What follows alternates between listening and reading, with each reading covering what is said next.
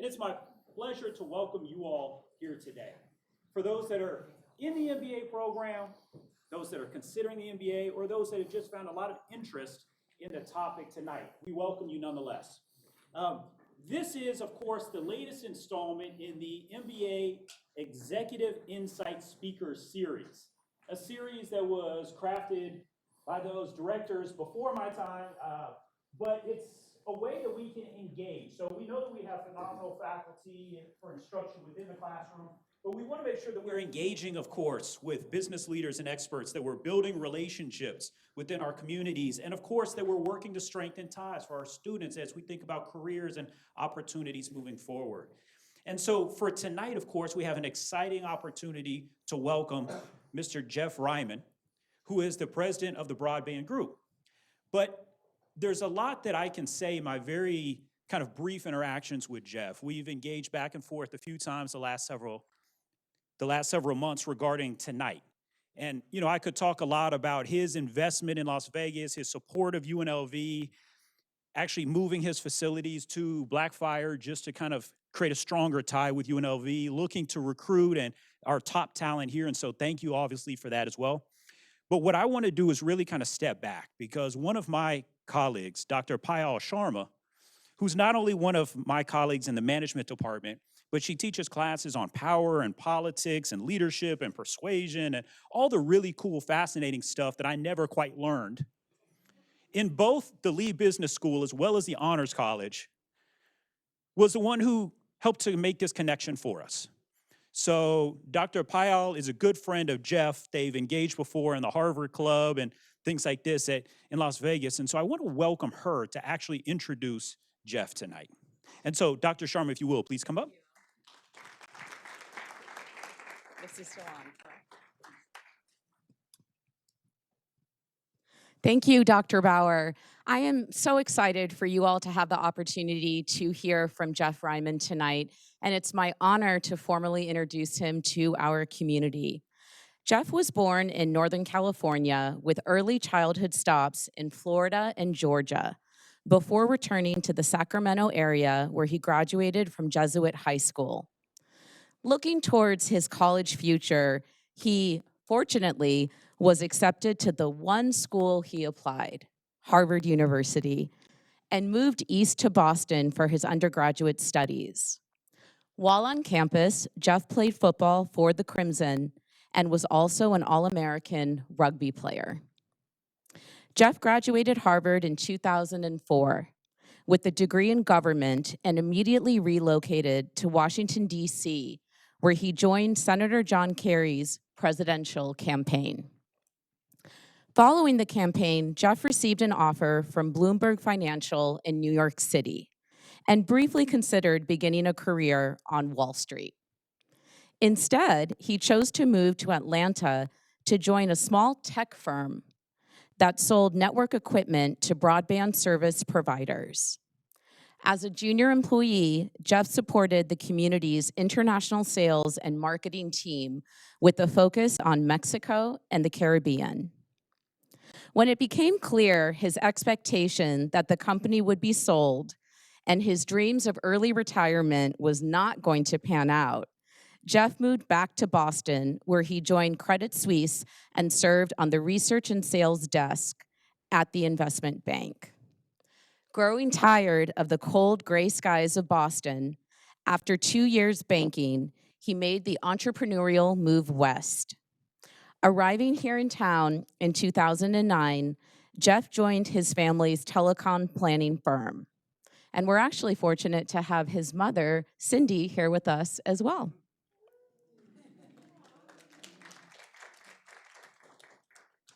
This firm, the Broadband Group, which his parents had recently moved from Sacramento to Las Vegas, was in fact the company.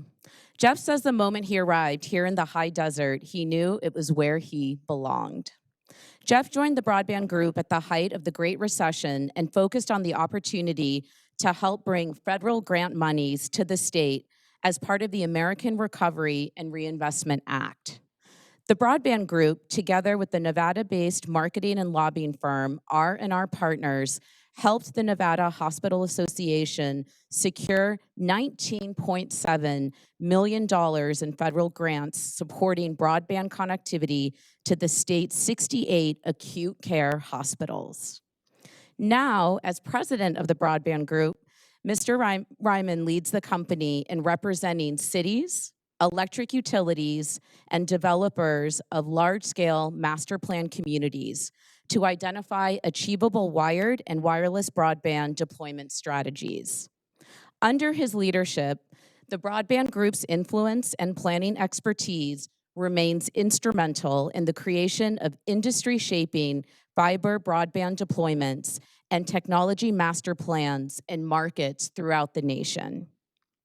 Outside of work, as a resident of Summerlin, Jeff serves as president of the Harvard Club of Nevada, where he helps organize community service programs and local initiatives, which, along with fellow alumni, support the importance of higher education in Southern Nevada.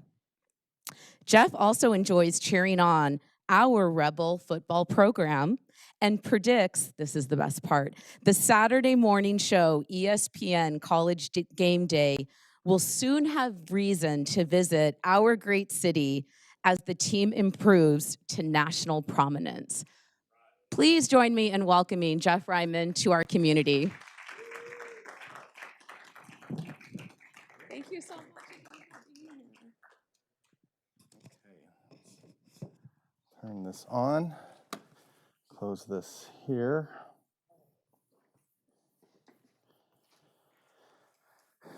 There it is.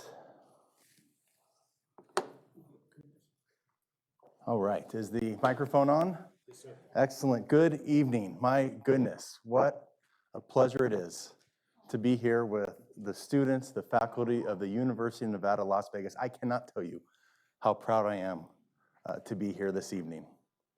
As introduced, my name is Jeff Reiman, president of the Broadband Group. We are a telecommunications consultant and advisory firm. We're based up in Summerlin. I've been here as a company for about 17 years. I relocated here about 14 years ago, and I'm so pleased to have the invitation to contribute to tonight's program.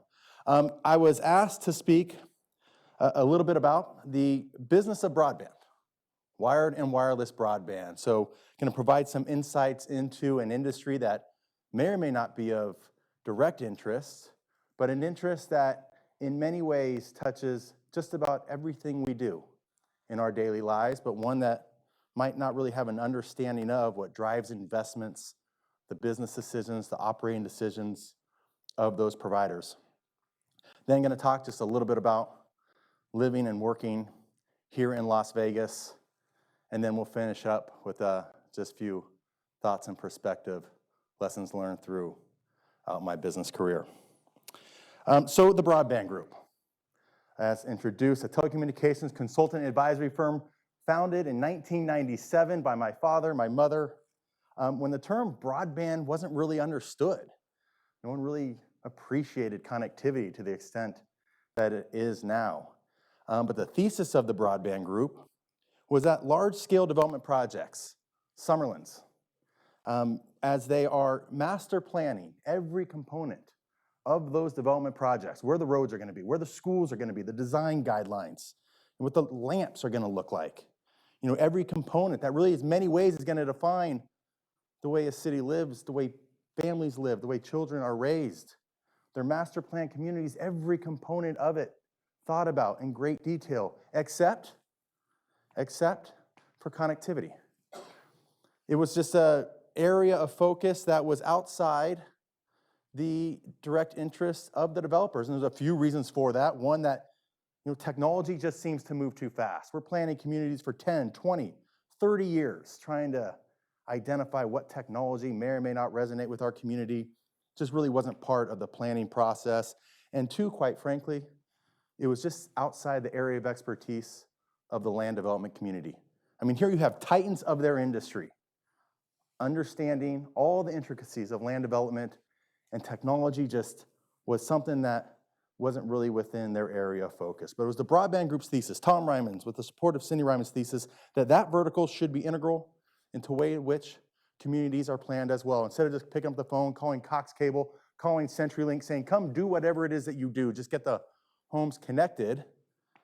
The idea is, can we work together with a common vision and incorporate technology into the identity of this development, into the identity of this city, advancing the way in which people work, the way people practice healthcare, the way they get access to education, the way they socialize.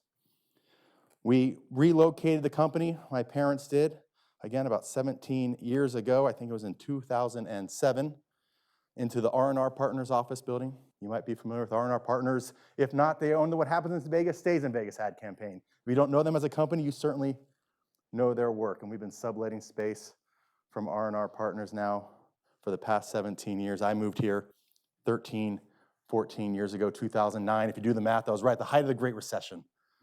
Wall Street wasn't a really good place to be at that point, so came out to join the family business. And I moved out here in 2009. I think on the day the market capitulated, it has been an upward trajectory since that time frame, and I couldn't be more proud to be here in Las Vegas. So that's a brief overview, and here's what we're going to talk about today. We're going to talk about the game plan of today's presentation. Obviously, as an athlete, incorporate some sports analogy. Hopefully that's okay. The first, we're going to talk about the importance of connectivity. Then we're going to talk about fiber. And everybody here is familiar with the fiber infrastructure. When I say fiber to the home, and what that means as a medium of sending broadband signals, people are familiar with that, which is just amazing. Obviously, that was thanks in large part to Google Fiber, who helped introduce that terminology. But what is fiber? Do we have it here in Las Vegas? Are we ever going to get it here in Las Vegas? Doesn't matter. We're going to talk about the metrics that define investment in the broadband industry. Why is it that as a major metropolis, does the city of Las Vegas have one broadband service provider, one, Cox Cable? And believe me, we're lucky, because in terms of all the cable companies, Cox Cable does really good work. I know everybody hates them, but they do really good work relative to the alternative large service providers, which is only about three, right? Comcast, Charter, Spectrum. So what drives their investment thesis? And is there an opportunity to change the math on that investment thesis and encourage investments, whether here in Las Vegas or in other markets, in ways that would not or could not occur on its own? I'm going to talk a little about the utility lease model. That is an approach that was created by the Broadband Group, which does just that. Changes the math on network build economics, allowing for high-performance broadband connectivity to be deployed citywide in areas where it did not exist and would not have existed were it not for this new approach. We're going to talk about wireless, 4G, 5G. We heard all about 5G. It's going to change the world, right? Well, 5G's here. Why hasn't anything changed yet? What's going on with that? We'll put a little thought into that. Smart cities, Internet of Things. We have all that broadband. What are the city of Las Vegas? How is it capitalizing on it? And what's the direction of the smart cities, Internet of Things industry? And then finally, we're going to talk a little bit more, like I said, doing work here in Las Vegas, living here in Las Vegas, all the incredible opportunities that are ahead, especially for the students coming out of UNLV, and especially the Lee School of Business. And like I said, just a few insights over my years working here in Las Vegas and business in general. The importance of connectivity. Well, it was just a couple years ago when the importance of connectivity became more clear than ever before. If there was one thing that held the entire economy together, it was access to broadband. It enabled businesses to continue to operate. It enabled students to be able to stay educated and to stay current on their classwork. It enabled folks to be able to get access to healthcare without having to go into what would potentially be polluted air. And perhaps almost more important than anything, allowed us to maintain, to be able to socialize, to be able to stay connected. Incredibly important. Of course, that was only for the folks that were fortunate enough to have access to affordable broadband connectivity. It's what is commonly referred to as the digital divide, or what's even of more importance, the homework gap.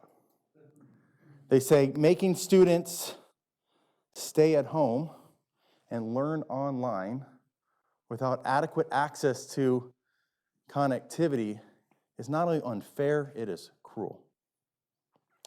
I mean, you think about it.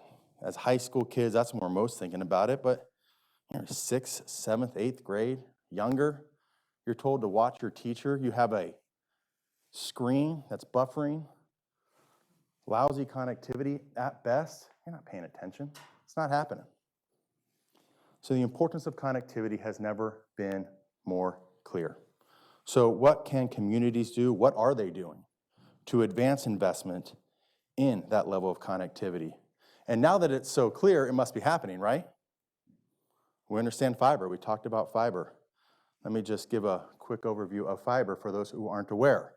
The industry started with the phone companies deploying copper infrastructure. That's what was deploying all of our voice signals, a great medium for that low bandwidth level of service.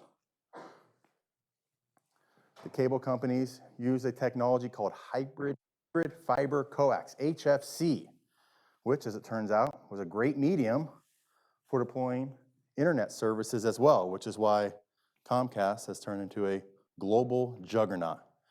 Sometimes it's good to get lucky, although they do have good business operations, but my goodness, what they were originally planning just for one-way communication of delivering cable suddenly became the platform for internet connectivity.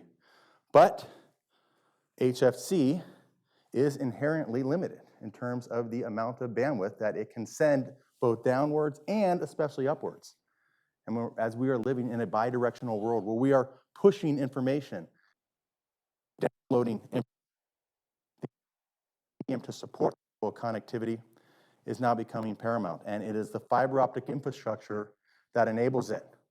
Fiber optic infrastructure, medium of the future, right? No. My father and I used to always say, fiber to the home is yesterday's news. And what do we mean by that? We mean that in 1986, believe it or not, was the industry's first fiber to the home project. Here we are, I see the headlines in Las Vegas, we're getting fiber. Providers are gonna deliver fiber here in Las Vegas, and Las Vegas is not unique. Here we are in NFL city. Imagine those that are not NFL cities, that are in the attention of the handful of service providers that are actually investing in this critical infrastructure. Fiber to the home. First fiber to the home deployment, 1986, Central Florida. A land developer, Gino Palucci, standing there, the shorter gentleman. Some might not recognize the name Gino Palucci, but you know some of his products. A billionaire out of Minnesota who was the second largest landholder in the state of Florida behind the Walt Disney Company. He had all those land holdings because he had a food empire and was growing water chestnuts in that area for his food line called Chung King Chinese Food, which was a quick serve, take-home Chinese. I don't know, my parents knew about it, I don't. But what we do know are Gino's pizza rolls. Ring a bell? No? Well, he sold to Pillsbury and they became Totino's pizza rolls. Who knew the connection? Well, Gino had that land holding there in Florida and, like many, wanted to convert his land holding, his real estate, into more of a legacy. Instead of simple agriculture, he wanted to create a new community, a new city with thousands of new homes, new businesses, a place that would attract global businesses. But the only problem was, at that time in Central Florida, no one lived there. And no one had reason to live there. They had to put together an economic development campaign. Gino came across a young man, Tom, out of a development project, Berkeley, Alameda, California, Central Florida. I was first class. It was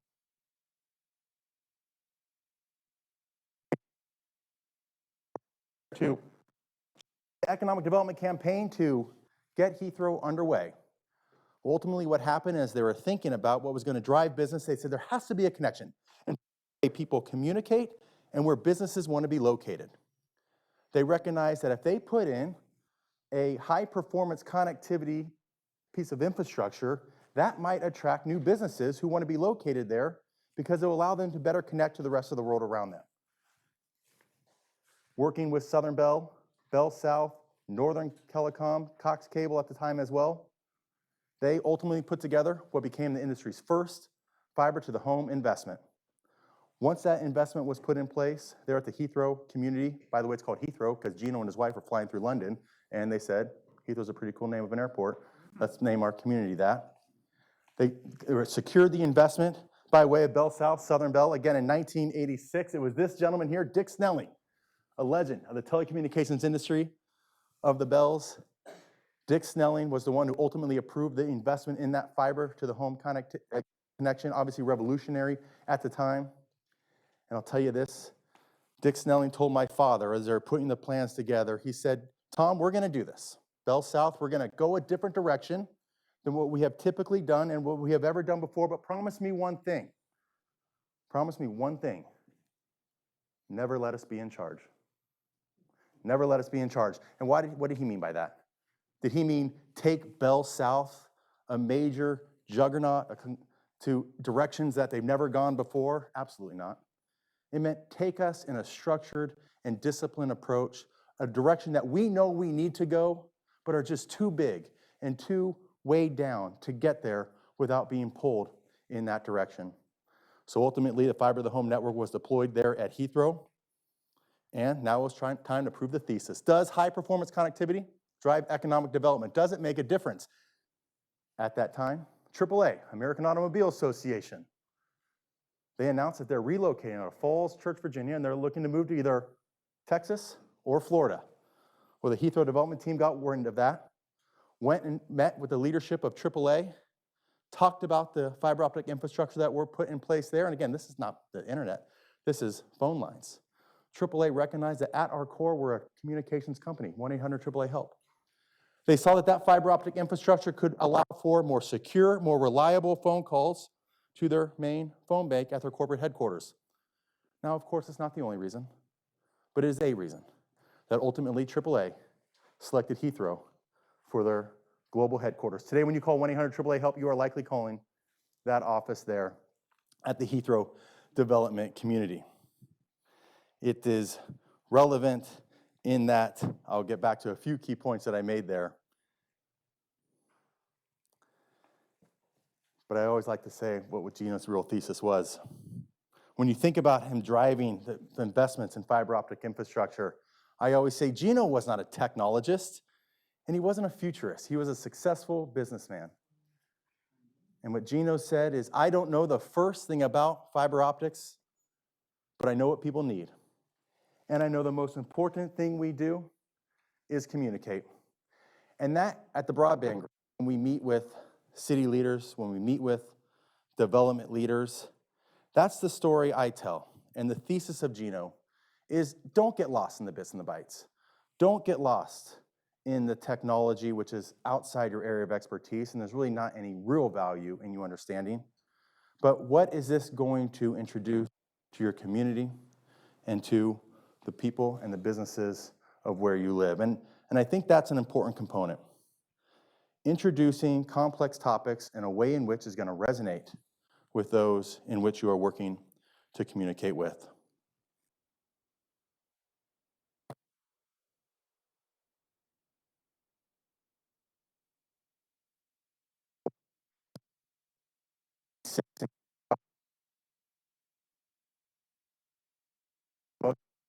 It doesn't exist.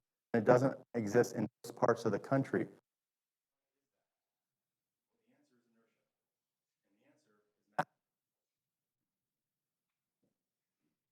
This is what the investment equation looks like for broadband service providers, the incumbents. Making investments in advanced broadband infrastructure, the costs are greater than the benefits.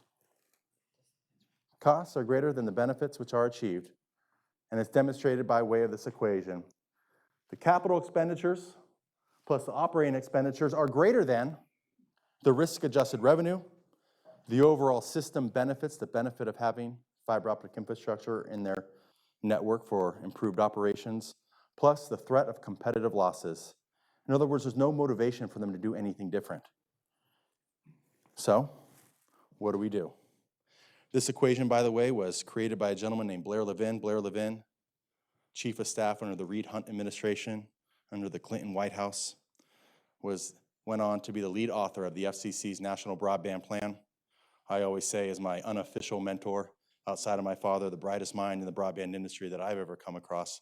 Some people ask, they say, well, what do you mean by your unofficial mentor? I mean that I read all of his papers, I listen to all of his speeches, and I gotta tell you, it has truly helped shape my perspective and in many ways sets a trajectory of the success in this industry.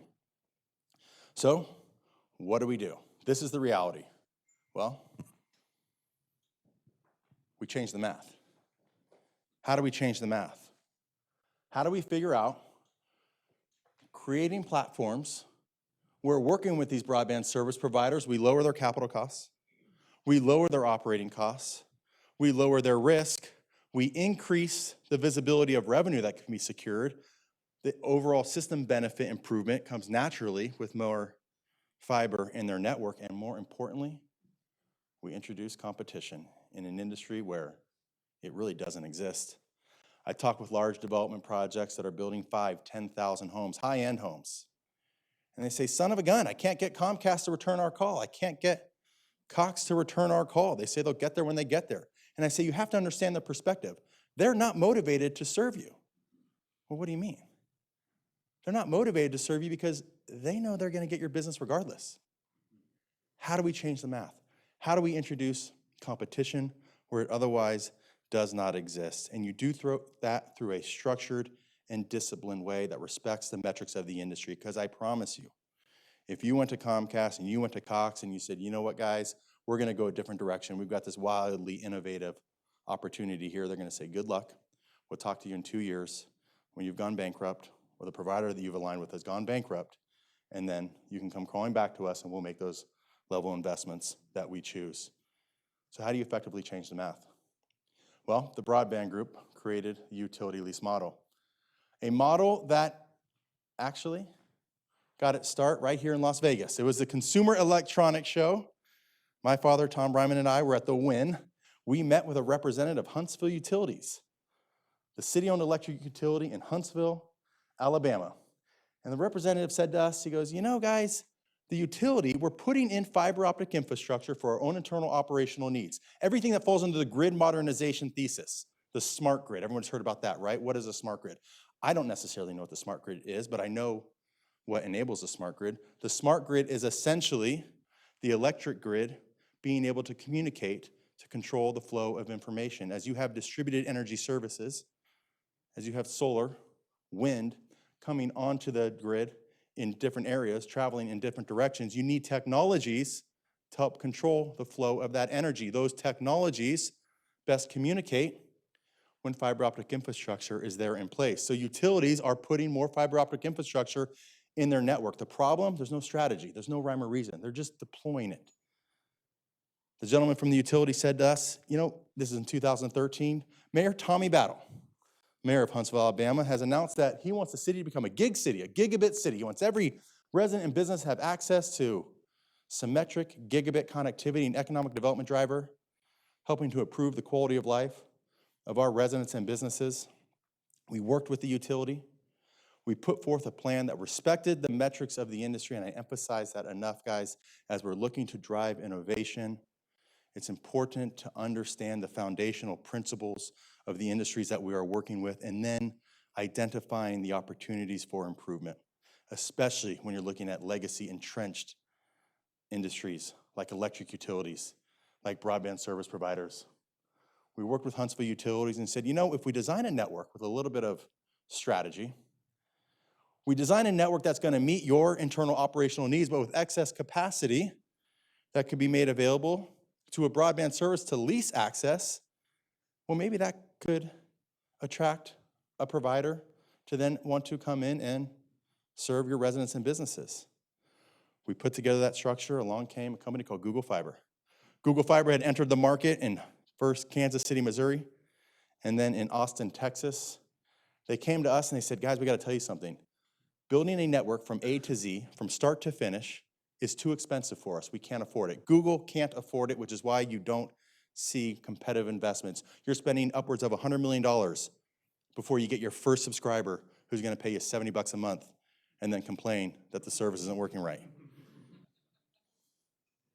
If there's an opportunity, Huntsville Utilities, where we could lease access on your network, avoiding that barrier of entry of the high capital costs, and then using that fiber optic infrastructure to then provide services to the residents and businesses of Huntsville, maybe we have something there. We can contribute to the cost of the build out, and therefore we both get the networks that we need to provide the services that the residents of Huntsville are expecting. That network was launched in 2015, successfully completed in 2018, $105 million investment, passing 100,000 residents. When pandemic hit, every resident of the city of Huntsville had access to high performance connectivity. The second market where we entered into the utility lease model was Springfield, Missouri, home of O'Reilly Auto Parts and Bass Pro Shops, also Brad Pitt. City Utilities called us and said the same thing. We need more fiber in our network for our own internal operational needs, and AT&T and Cable One are not making the investments that we know our residents needs. This is pre-pandemic. Is there a way in which we could build a network and then potentially find a service provider who would lease access, a qualified service provider, one that has the actual balance sheet to be able to commit to the 20-year lease terms that we are looking to achieve? I had the opportunity to meet with the leadership of CenturyLink outside of Denver, Colorado. Jeff Story, chairman, one of the largest internet service providers in the world, was in a boardroom with him on a separate topic. I introduced the thesis of the utility lease model of what we're looking to achieve in Springfield, Missouri. Jeff Story looked at me. He said, "That's not the way we build networks. That's not the way we operate networks." We had good conversation, though. He said, "But I'll assign one of our business development folks, and we'll see if something's there." 3 months later, they signed on as the anchor tenant of the City Utilities citywide fiber network, 1,100 miles of fiber connecting 105,000 homes. How did we get that done? Because we took the lead, we took the charge. But I promise you, if I told Jeff Story we're going to take him some wildly different direction, he would have told me to get out of his office. We did so in a way in which respected the metrics of the industry, but again, allowed them to make a move that they otherwise would not have been able to make a move on their own. That network is being completed later this month. Colorado Springs is the third market where we are deploying the utility lease model, changing the math on traditional network build economics, dramatically lowering the capital costs. Operating costs are going to be about the same, but we are increasing the competition in a market where it rarely exists, encouraging investments as soon as CenturyLink entered the market, as soon as Google Fiber entered the market. The incumbent service providers, wouldn't you know, found a bucket of dough and said, we're ready to upgrade our plant because now we actually have real competition here. The Colorado Springs network, $600 million, 2,000 miles of fiber, passing 220,000 residents, the single largest build led by any entity like a utility in the country to advance their smart grid initiative as well as broadband competition in their markets. So as I talk all about the business of fiber and wires, I think the logical question is, well, gee whiz, Jeff, appreciate the information, but you sound like a dinosaur. We're living in a wireless world, aren't we? Why are we concerned about wires? You know, the first thing I like to emphasize is that wireless signal is an extension of wired networks. It's just like your Wi-Fi router in your home. We all enjoy the mobility that it enables, but that Wi-Fi router still needs that blue Ethernet cord plugging into it so the signal can then be dispersed wirelessly. It's the exact same approach with our wireless signals. Those wireless towers all require fiber optic infrastructure connecting to them. So if we can make fiber optic infrastructure more affordable, more cost effective for the providers, it then also increases the ability for us to place the wireless towers, which improve the wireless connectivity in our areas. But does that matter? You know, here we are talking about 5G. We're not getting inundated with the 5G commercials that we did over the last couple of years where 5G is going to change the world. It's going to change everything. Again, the switch has been flipped. It says 5G on our phone, and nothing has really changed, has it? Here's a surprising thing that most don't know. When 4G was introduced, it was the exact same marketing campaign. Exactly. It's going to change everything. I moved here in 2009, working with the Nevada Hospital Association, R&R partners, to get the fiber optic infrastructure connecting to the hospitals, drove every county in the state of Nevada, meeting with the rural hospitals, and many of them said to me back in 2009, 2010, why are we wasting government money on fiber? We're gonna have 4G. We don't need connectivity like this. It's gonna be happening by the private service providers. Imagine trying to operate a hospital, even a smaller rural hospital, off of the bandwidth you get on your cell phone. 4G was the same thing. It's gonna change the world. What happened when the 4G switch got flipped? Whole lot of nothing. The world didn't change. Until it did, right? Until it did, when a company called Uber came along and introduced the gig economy, an entirely new way in which businesses operate and we are able to live our lives, all enabled because of the 4G services and these fancy computers we get to carry in our pocket that enable us to stay connected. The ability for us to remotely communicate via video anywhere that we are. That is because of the 4G. So is 5G change the world? No, of course not. Is it going to? Absolutely. What is the technology that's going to be enabled by 5G? Real difficult to say. Is it going to be autonomous vehicles? Maybe. You know, I like to say when it comes to autonomous vehicles and all the other exciting technologies that we know we're going in that direction, we're still in the Jules Verne era of understanding what those technologies are, right? We know we're going there, but what are the form factors? You know, you see these autonomous vehicles, and they all look the same. People are riding around those little pods, and they're going about 5 miles per hour. There's one in downtown Las Vegas. It's fun for the first few minutes, and then you realize you could probably be walking faster. They're coming. Autonomous vehicles are coming. And what form factor? It's difficult to say, but I will promise you this. Autonomous vehicles are coming, but the ones that are coming soon is not transferring people. It's transferring goods and services. You're going to see autonomous vehicles delivering groceries, delivering food, delivering other items like that. That's the autonomous vehicle that are becoming ubiquitous in the near term.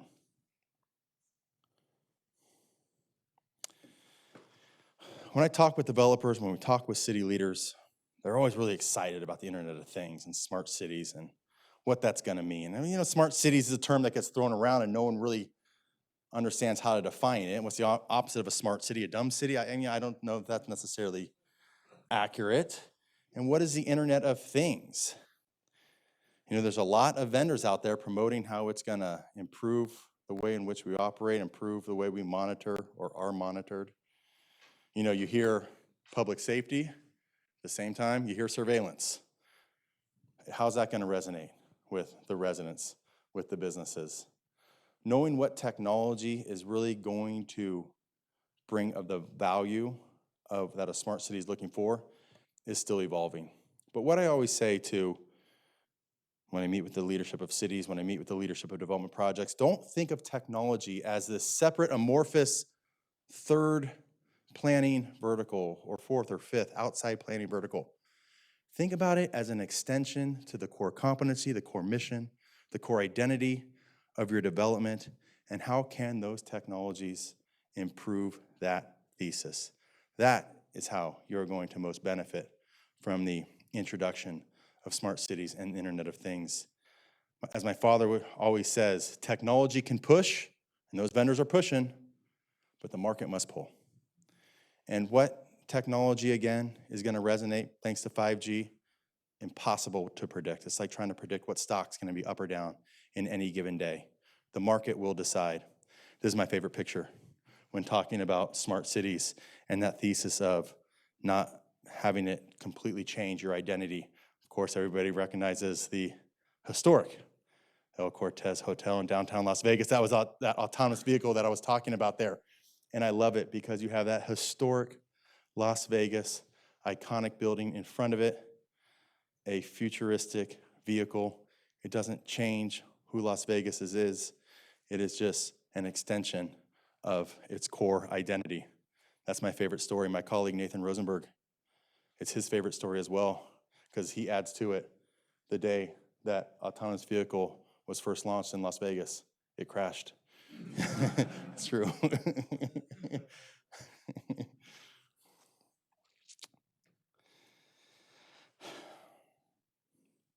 So Las Vegas, UNLV Rebels. When I first connected with the leadership of UNLV, I think this is what really sparked our conversation. I said, here we are, the Broadband Group, relatively small company. We've got 30 employees. We're headquartered here in Las Vegas, offices in Denver, Colorado Springs, as I mentioned, a few other satellite offices around the country. But I said, I want the students at UNLV, at the undergraduate, at the Lee School of Business, knowing the opportunities that exist here in the great city of Las Vegas.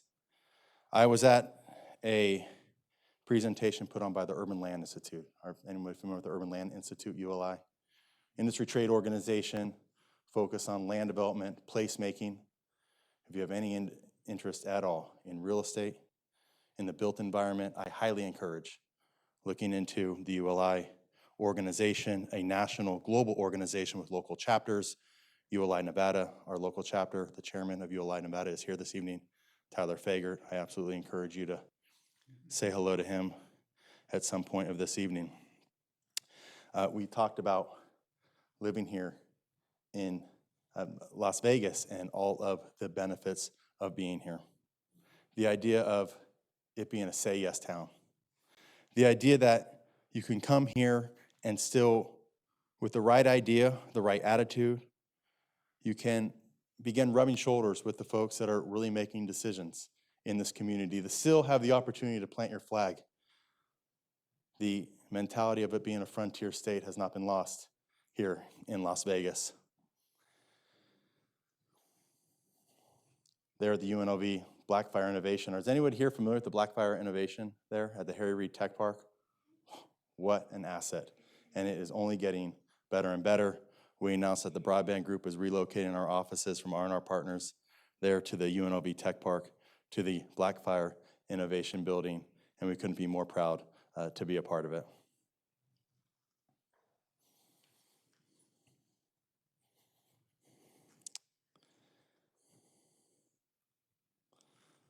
How are we doing on time there? Wrap up here in a minute. I'll wrap up with this slide. I'm gonna just say a few more words here. I know everybody has their studies, and it is a Wednesday evening. A couple lessons in business that I hope you take away from this. One, know your business. The Broadband Group, a telecommunications consulting firm. Tom Reiman, my father, our founder, always made one thing clear. We are not a tech firm. We are an education firm. That just happens to be in the telecommunications industry.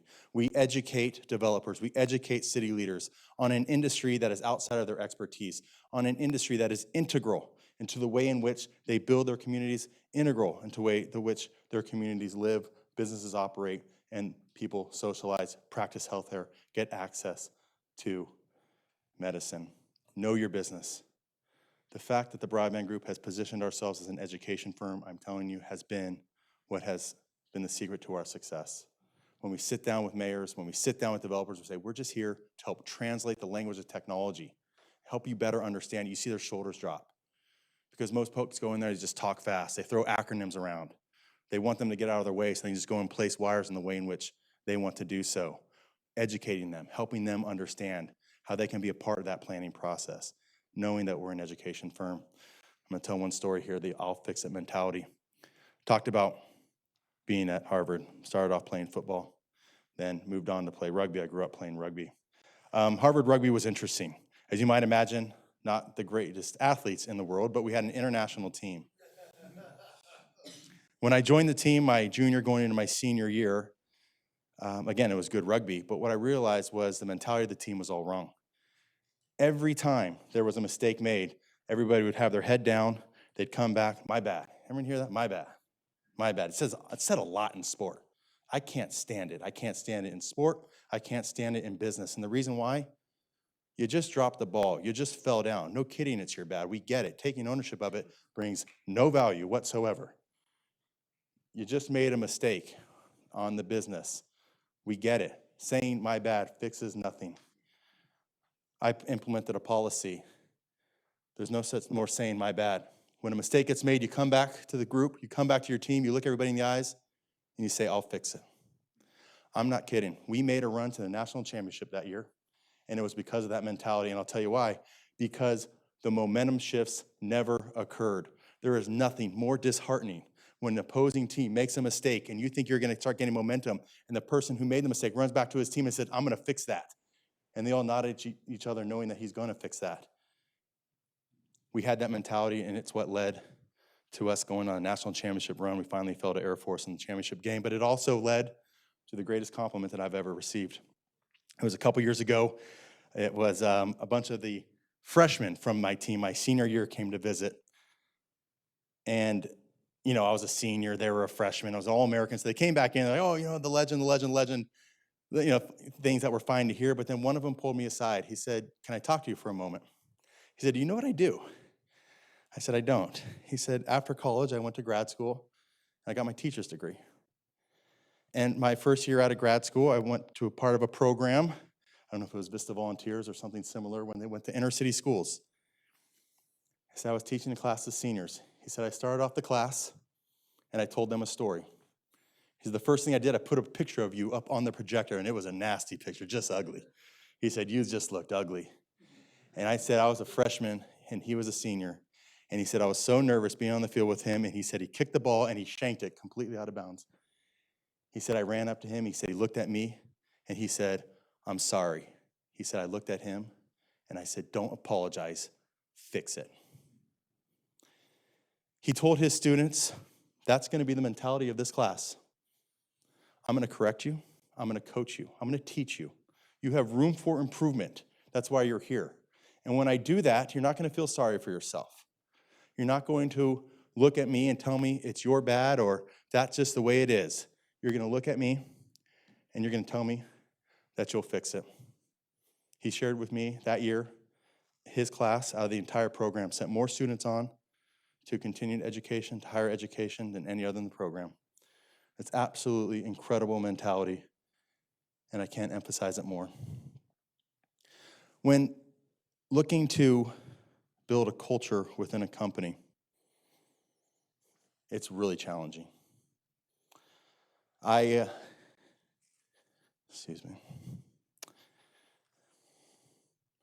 It's really challenging. I think one of the most important things of building a culture, a high-performance culture, is making sure everybody understands the important role they play. That leadership is not about hierarchy. That leadership is about performance, and it is about attitude. And at the Broadband Group, we work to incorporate that in everything that we do. It reminds me of the old tale. You might be familiar with it. When John F. Kennedy, President Kennedy, JFK, announced the increase in the U.S. space program, made the trip to NASA to visit for the day, and after the obligatory meetings with the engineers, with the scientists, with the astronauts, they were getting ready to leave that day. They were walking out and they ran into a cleaner. The cleaner was changing the garbage bags. The president walked up to the cleaner and he said, what is it that you do here? The cleaner looked at the president and he said, sir, it is my job to help put a man on the moon.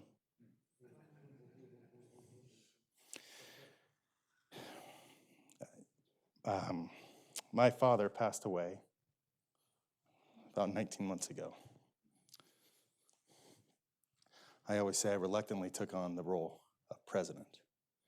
It's incredibly challenging. I work to incorporate that culture within the Broadband Group every day, and we're better for it. I was doing an interview recently, a friend of Payal's, who was conducting interviews for his PhD, talking to me about my experience as a new business leader. And he said, what is the most important lesson that you have learned?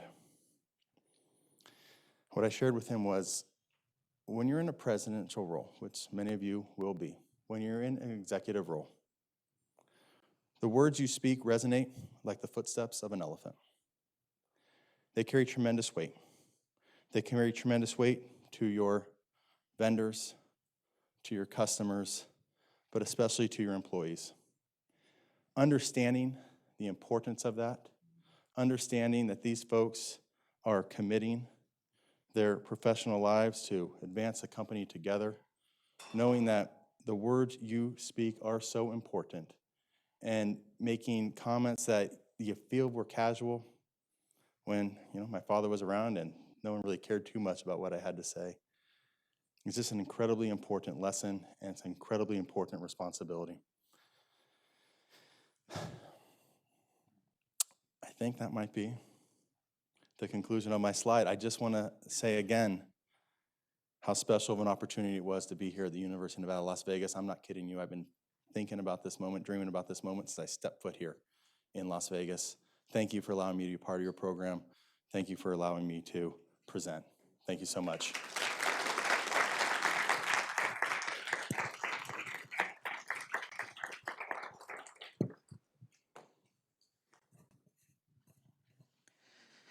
So it goes without saying, listening to Mr. Reiman talk, not only the passion for people, the passion for connectivity, but the immediate passion for our adopted school. This is my only short story, I promise. And for my students in my class, and I see many of you, it will be short. My first semester at UNLV, I explained that there's 2 schools in the South that call themselves the Harvard of the South. One is Vanderbilt. They may have the best argument. The other is Ole Miss because they have brick walls. I'm an LSU fan. But I told a room of 144 undergraduate students on the first day of class, I said, it's time to change the narrative. I said, if they get to do that, why can't we be the Harvard of the West? That little chuckle or moan that I just heard, imagine that multiplied by 144. And I said, you're right. That may be impossible. We may never achieve that. So maybe we'll never be known as the Harvard of the West. Maybe instead, we should send that school over there in Massachusetts an invitation and allow them to be known as the UNLV of the East. Now, I say that in jest, but I want to thank again Mr. Reiman, because every single time I think that we spoke, you were somewhere else in the country. You came in last night. You're flying out again next week, yet you found time for us. You went all the way to South Bend to root on the Rebels. We didn't pull that one out. But I am so impressed with your passion, your commitment to UNLV, to the Lee Business School, to the MBA, the MS and MIS program, and some of the students that are here, and all of our other programs. And we look forward to partnering with you and continuing to work and build in the future. As just a brief sign of goodwill, Alejandro, the president of our MBA association, he's worked so diligently with you. We wanted to just kind of give you a little swag bag to thank you. Now, you may already have more shirts and more jackets and more coffee mugs in there than you'll ever need, but welcome to your new adopted home. We look forward to seeing everyone at the mixer outside, where, of course, we can engage, interact, network, and ask all the questions. Thank you very much.